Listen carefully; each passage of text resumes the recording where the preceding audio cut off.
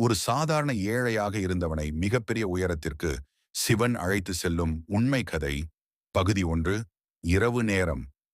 மழை பெய்து முடிந்த பின் ஈரமான மண் வாசனை கிராமம் முழுக்க பரவியிருந்தது. தெருவோர மின்விளக்கு மங்கலாக எரிந்து கொண்டிருந்தது. அந்த ஒளிக்கீழ் ஒரு இளைஞன் மெதுவாக நடந்து கொண்டிருந்தான். அவனுடைய பெயர் அருண். வயது 27. ஆனால் வாழ்க்கை அவனை 50 வயது மனிதனைப் போல சோர்வடைய வைத்திருந்தது.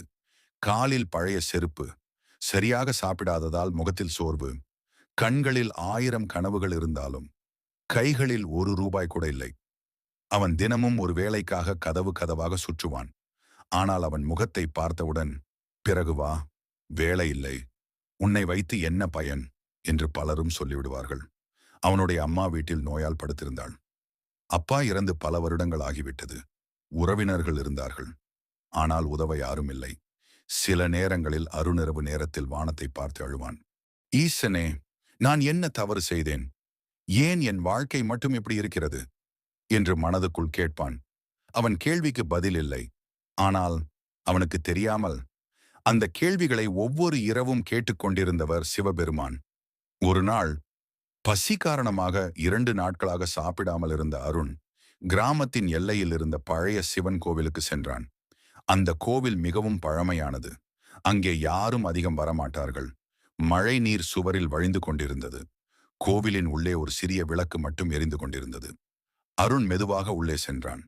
சிவலிங்கத்தை பார்த்தவுடன் அவன் மனதில் இருந்த வலி வெடித்தது. ஈசனே, நான் அதிகம் கேட்கவில்லை. எங்க அம்மா நன்றாக இருக்கணும். நான் யாரிடமும் கையேந்தாமல் வாழணும். அதுக்காக ஒரு வழி மட்டும் காட்டு என்று அழுது கொண்டே சொன்னான். அவன் கண்களில் இருந்து விழுந்த கண்ணீர் சிவலிங்கத்தின் அருகே விழுந்தது. அந்த நொடியில் கோவிலில் ஒரு விசித்திரமான காற்று வீசியது. எரிந்து கொண்டிருந்த விளக்கு திடீரென பிரகாசமாக எரிய ஆரம்பித்தது. அருண் மெதுவாக தலை தூக்கி பார்த்தான். அவனுக்கு எதுவும் புரியவில்லை. ஆனால் அந்த இரவில் அவன் வாழ்க்கை மாற ஆரம்பித்து விட்டது. அடுத்த நாள் காலை அருண் வழக்கம் போல வேலை தேடி சென்றான். ஆனால் அந்த நாள் வேறுபட்ட நாள். ஒரு பெரிய கட்டிட நிறுவனத்தின் உரிமையாளர் கார் பழுதாகி சாலையோரத்தில் நின்று கொண்டிருந்தார். பலர் பார்த்துவிட்டு சென்றார்கள். ஆனால் அருண் மட்டும் ஓடி சென்று உதவினான். கையில் அனுபவம் இல்லை என்றாலும் மனதில் இருந்த உண்மையால் அவன் அந்த காரை சரி செய்ய உதவினான். அந்த பெரிய மனிதர் அருணை பார்த்து கேட்டார், என்ன வேலை செய்கிறாய்? அருண் சிரித்துக்கொண்டு சொன்னான், வேலை கிடைக்காமல் சுற்றி கொண்டிருக்கிறேன் ஐயா. அந்த மனிதர் சில நொடிகள் அவனை பார்த்து கொண்டிருந்தார். பிறகு சொன்னார், நாளை காலை என்னை வந்து பார். அந்த ஒரு வார்த்தை அருணின் வாழ்க்கையின் முதல் திருப்பமாக மாறியது. ஆனால் அருணுக்கு தெரியவில்லை, அது சாதாரண மனிதரின் உதவி மட்டுமல்ல, அவன் வாழ்க்கையை உயர்த்த சிவன் வைத்த முதல் படி.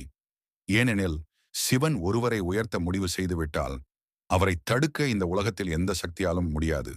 அடுத்த நாள் அருண் அந்த அலுவலகத்திற்கு சென்றான். அவன் வாழ்க்கையில் முதல் முறையாக அவ்வளவு பெரிய கட்டிடத்தை பார்த்தான். அவனுக்கு பயமாக இருந்தது. நான் இங்கே வேலை செய்ய தகுதியானவனா என்று மனதில் தோன்றியது. ஆனால் அந்த நேரத்தில் அவன் மனதுக்குள் ஒரு குரல் கேட்டது, பயப்படாதே மகனே, நான் உன்னோடு இருக்கிறேன். அருண் அதிர்ச்சியுடன் சுற்றி பார்த்தான். யாரும் இல்லை. ஆனால் அந்த குரல் அவனுக்கு ஒரு நம்பிக்கை கொடுத்தது. அவன் உள்ளே சென்றான். அந்த நிறுவன உரிமையாளர் அவனை நேராக பார்த்து சொன்னார், உன் கண்களில் நேர்மை இருக்கிறது. அதனால் தான் உனக்கு ஒரு வாய்ப்பு தருகிறேன். அந்த நாள் ஒரு சாதாரண வேலைக்காரனாக அருண் வேலைக்கு சேர்ந்தான்.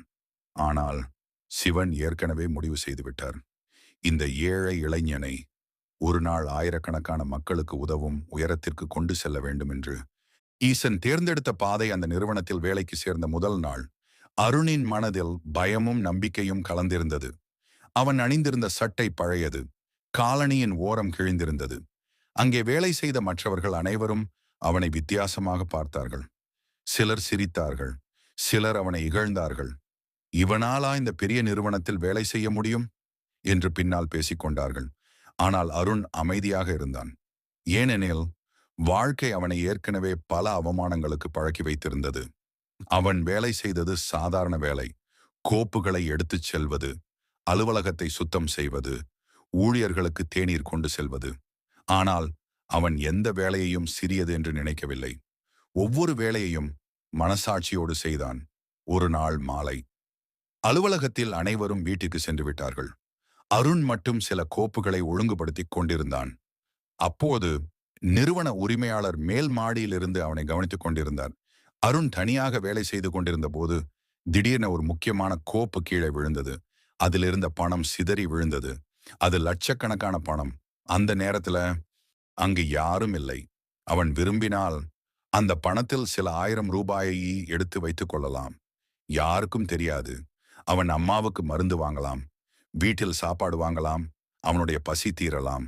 ஆனால் அருண் என்ன செய்தான் தெரியுமா? அவன் கீழே விழுந்த ஒவ்வொரு ரூபாயையும் எடுத்து நீட்லி வைத்து அந்த கோப்பை பூட்டி உரிமையாளரின் அறையில் வைத்து வெளியே வந்தான். அந்த அனைத்தையும் மேலிருந்து பார்த்து கொண்டிருந்தார் அந்த உரிமையாளர். அவரின் கண்களில் அதிர்ச்சி. ஏனெனில் பணத்திற்காக உறவுகளையே விற்கும் உலகத்தில் பசியோடு இருந்த ஒரு இளைஞன் ஒரு ரூபாயை கூட தொடாமல் சென்று விட்டான். அடுத்த நாள் காலை அருணை தனியாக அழைத்தார். உனக்கு எவ்வளவு சம்பளம் வேண்டும் என்று கேட்டார். அருண் உடனே பதில் சொல்லவில்லை. சில நொடிகள் அமைதியாக நின்று கொண்டு சொன்னான், என் அம்மாவை நன்றாக பார்த்து கொள்ளும் அளவுக்கு இருந்தால் போதும் ஐயா. அந்த பதிலை கேட்டவுடன் அந்த பெரிய மனிதரின் மனம் உருகிவிட்டது. அவர் மெதுவாக சிரித்து சொன்னார், உன்னை போன்றவர்கள்தான் உயர வேண்டும்.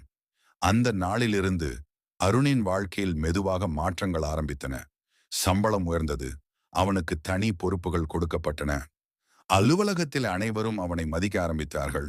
ஆனால் ஒரு விஷயம் மட்டும் மாறவில்லை. அது அவனுடைய பக்தி. ஒவ்வொரு காலையும் வேலைக்கு செல்லும் முன் அந்த பழைய சிவன் கோவிலுக்கு செல்வான். சிவலிங்கத்தின் முன் நின்று சொல்வான், ஈசனே, என்னிடம் எதுவும் இல்லை என்ற நாளிலும் நீ என்னை கைவிடவில்லை. இன்று கொஞ்சம் நல்ல நிலை வந்தாலும் நான் உன்னை மறக்க மாட்டேன்.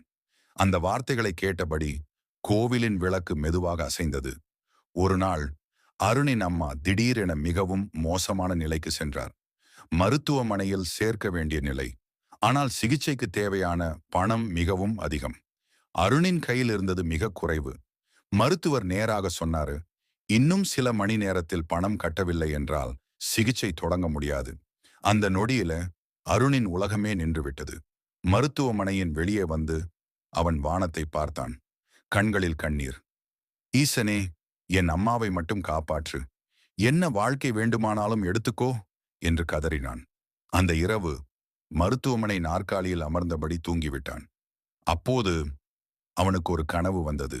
அந்த பழைய சிவன் கோவில், அங்கே பிரகாசமாக நின்ற சிவபெருமான். கழுத்தில் பாம்பு, நெற்றியில் திருநீரு, முகத்தில் சிரிப்பு. அவர் அருணை பார்த்து சொன்னார், மகனே, கஷ்டம் என்பது முடிவு அல்ல, உன்னை உயர்த்த நான் அமைக்கும் பாதை.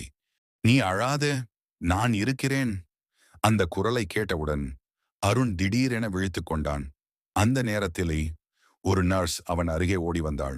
சார், உங்க அம்மாவோட மருத்துவ செலவு எல்லாமே யாரோ ஒருவர் கட்டிட்டாங்க. அருண் அதிர்ச்சி அடைந்தான். யார் கட்டினாங்க என்று கேட்டான். ஆனால் யாருக்கும் தெரியவில்லை. பெயர் சொல்லாமல் யாரோ ஒருவர் அந்த முழு தொகையையும் கட்டிவிட்டு சென்றிருந்தார். அருணின் கண்களில் கண்ணீர் வழிந்தது. அவன் மனதில் ஒரே ஒரு பெயர் மட்டும் ஒலித்தது, ஓம் நம சிவாய. அந்த இரவு மருத்துவமனையின் ஜன்னல் வழியாக வீசிய காற்றில் சிவனின் அருள் அமைதியாக அவனை சுற்றி கொண்டிருந்தது. சிவன் வைத்த மறைமுக அதிசயம். அந்த மருத்துவமனை சம்பவத்திற்கு பிறகு அருணின் மனதில் ஒரு விஷயம் உறுதியாகிவிட்டது. நான் தனியாக இல்லை, என்னோடு எப்போதும் ஈசன் இருக்கிறார். அந்த நம்பிக்கை அவனுக்கு புதிய உயிராக மாறியது. அவன் வேலை செய்த நிறுவனத்தில் இப்போது அனைவரும் அவனை மதிக்க ஆரம்பித்திருந்தார்கள். ஏனெனில் அருண் ஒருபோதும் பொய் பேசவில்லை, யாரையும் ஏமாற்றவில்லை. தன்னால் முடிந்த உதவியை எல்லோருக்கும் செய்தான்.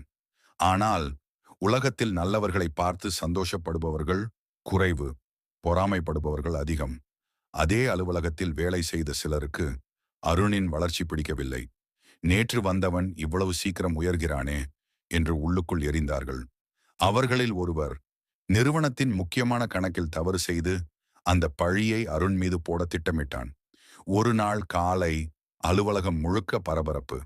முக்கியமான பணம் காணாமல் போயிருந்தது. அனைவரின் பார்வையும் அருண் மீது திரும்பியது. ஏனெனில் அந்த கோப்பை கடைசியாக தொட்டது அவன்தான். நிறுவன உரிமையாளர் கோபமாக கேட்டார், அருண், உன்னிடம் நான் இவ்வளவு நம்பிக்கை வைத்தேன், நீயும் இப்படியா?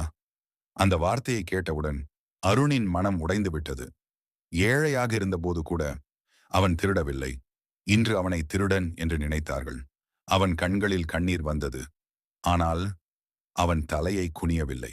அமைதியாக சொன்னான், ஐயா, நான் தவறு செய்யவில்லை. என்னை நம்புங்கள். ஆனால் சூழ்நிலை அவனுக்கு எதிராக இருந்தது. அந்த நாள் முழுவதும் அவன் மனதுக்குள் சிவனை மட்டுமே நினைத்தான். ஈசனே, நீ எல்லாம் பார்த்து கொண்டிருக்கிறாய்.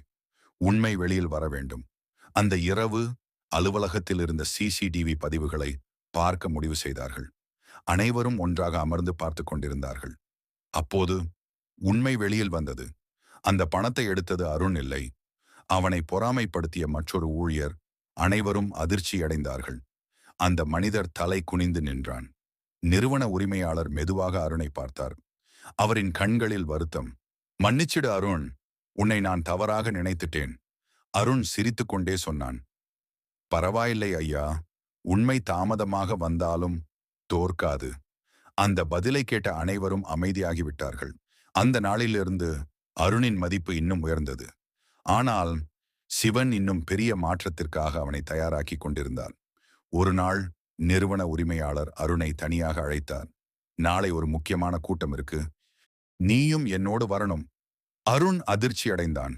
ஏனெனில் அது பெரிய தொழிலதிபர்கள் வரும் கூட்டம்.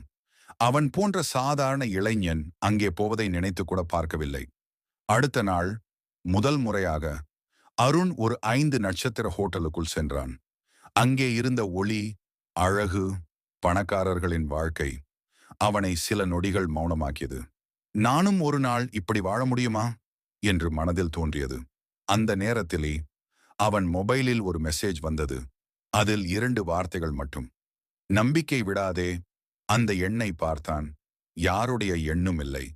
அவன் உடம்பு முழுக்க சிலிர்த்தது. அந்த கூட்டத்திலே ஒரு முக்கியமான தொழில் திட்டம் பற்றி பேசப்பட்டது. பலர் பல கருத்துக்கள் சொன்னார்கள். ஆனால் எந்த தீர்வும் கிடைக்கவில்லை. அப்போது அந்த நிறுவன உரிமையாளர் திடீரென சொன்னார், அருண், நீ என்ன நினைக்கிறாய்? அங்கே இருந்த அனைவரும் அவனை பார்த்தார்கள். அருணின் கைகள் நடுங்கின. ஆனால் அவன் மனதுக்குள் ஓம் நமசிவாய என்று சொல்லிக்கொண்டு பேச ஆரம்பித்தான். அவன் சொன்ன யோசனை அங்கே இருந்த அனைவரையும் ஆச்சரியப்படுத்தியது. சில நிமிடங்கள் அமைதியாக இருந்தவர்கள் திடீரென கைதட்ட ஆரம்பித்தார்கள். அந்த திட்டம் அங்கீகரிக்கப்பட்டது. அந்த நாளில் ஒரு சாதாரண ஏழை இளைஞன் முதல் முறையாக பெரிய மனிதர்களின் நடுவில் மரியாதையுடன் நின்றான். ஆனால் அவன் மனதில் ஒரே ஒரு விஷயம் மட்டும் ஓடியது. இது எல்லாம் என்னால் இல்லை, என் ஈசனின் அருள். அந்த இரவு வீட்டிற்கு திரும்பிய அருண் அந்த பழைய சிவன் கோவிலுக்கு சென்றான். அங்கே நின்று கண்ணீர் விட்டான். ஈசனே, நான் விழுந்த நாட்களிலும் நீ என்னை விட்டு போகவில்லை. இன்று உயர ஆரம்பித்த பிறகும் நான் உன்னை ஒருபோதும் மறக்க மாட்டேன். அந்த நேரத்தில் கோவிலின் மணி தானாக ஒலித்தது. அந்த சத்தம் அவன் வாழ்க்கையின் அடுத்த அத்தியாயம் தொடங்கிவிட்டதை அறிவித்தது. ஏழையின் வாழ்க்கையில் தொடங்கிய அதிர்ஷ்ட காலம் அந்த நாளுக்கு பிறகு அருணின் வாழ்க்கை மெதுவாக உயர ஆரம்பித்தது. அவன் சொன்ன திட்டம் நிறுவனத்திற்கு மிகப்பெரிய லாபத்தை கொண்டு வந்தது. பல வருடங்களாக நஷ்டத்தில் இருந்த கிளைகள் மீண்டும் உயிர் பெற்றன. நிறுவன உரிமையாளரின் நம்பிக்கை இப்போது முழுவதும் அருண் மீது விழுந்தது. அவர் அனைவரின் முன்னாலும் சொன்னார், இந்த நிறுவனத்துக்கு கிடைத்த பெரிய வரம் அருண்தான். அந்த வார்த்தையை கேட்டவுடன் அங்கே இருந்த பலரின் முகம் மாறியது. நேற்று வரை அவனை இகழ்ந்தவர்கள் இப்போது அவனை மரியாதையுடன் பார்த்தார்கள். ஆனால் அருண் மாறவில்லை. அவன் இன்னும் அதே பழைய சைக்கிளில்தான் வேலைக்கு போவான். அதே பழைய சிவன் கோவிலுக்கு செல்வான். அதே அன்போடு எல்லோரிடமும் பேசுவான். ஏனெனில் அவனுக்கு தெரியும், பணம் வந்ததால் மனிதன் பெரியவனாக மாட்டான். மனம் நல்லதாக இருந்தால்தான் உண்மையான உயரம். ஒரு நாள் அலுவலகத்தில் பெரிய கொண்டாட்டம் நடந்தது. நிறுவனம் புதிய உயரத்தை அடைந்திருந்தது. அனைவரும் மகிழ்ச்சியாக இருந்தார்கள். அப்பொழுது நிறுவன உரிமையாளர் மேடையில் நின்று அறிவித்தார், இனிமேல் இந்த நிறுவனத்தின் முக்கிய நிர்வாக பொறுப்பை அருண் கவனிப்பான். அந்த நொடியில் அருண் நின்ற இடத்திலேயே உறைந்து போனான். கண்களில் கண்ணீர். ஏனெனில் ஒரு காலத்தில் வயிறு நிரப்ப சாப்பாடு இல்லாமல் அலைந்தவன் இன்று நூற்றுக்கணக்கான ஊழியர்களை வழிநடத்தும் நிலைக்கு வந்திருந்தான். அவன் மெதுவாக மேடைக்கு நடந்து சென்றான். அங்கே இருந்த அனைவரும் கைதட்டினார்கள்.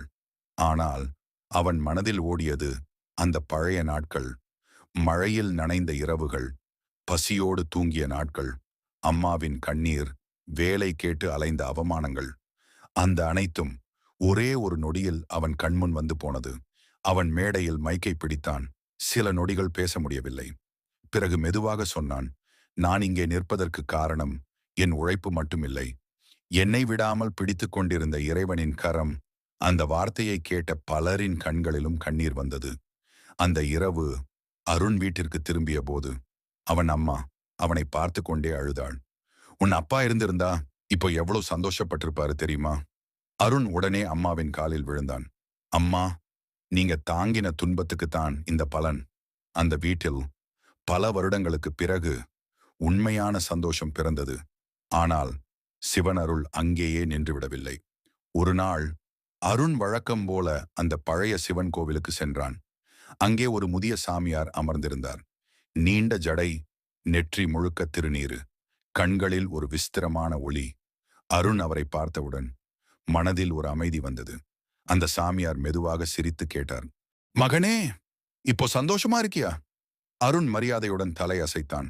ஆம் சாமி, எல்லாம் ஈசன் அருள். அந்த சாமியார் சில நொடிகள் அவனை பார்த்தார். பிறகு சொன்னார், இது தொடக்கம் மட்டும்தான். சிவன் உன்னை இன்னும் பெரிய உயரத்திற்கு அழைத்துச் செல்லப் போகிறார். அருண் அதிர்ச்சி அடைந்தான். என்ன சாமி சொல்றீங்க? அந்த சாமியார் சிரித்துக்கொண்டு எழுந்தார். ஒரு ஏழையை உயர்த்துவது சிவனுக்கு கடினமில்லை. ஆனால் உயரத்திற்கு சென்ற பிறகும் மனதை சுத்தமாக வைத்திருப்பவன் அரிது. அதை மறந்துடாதே.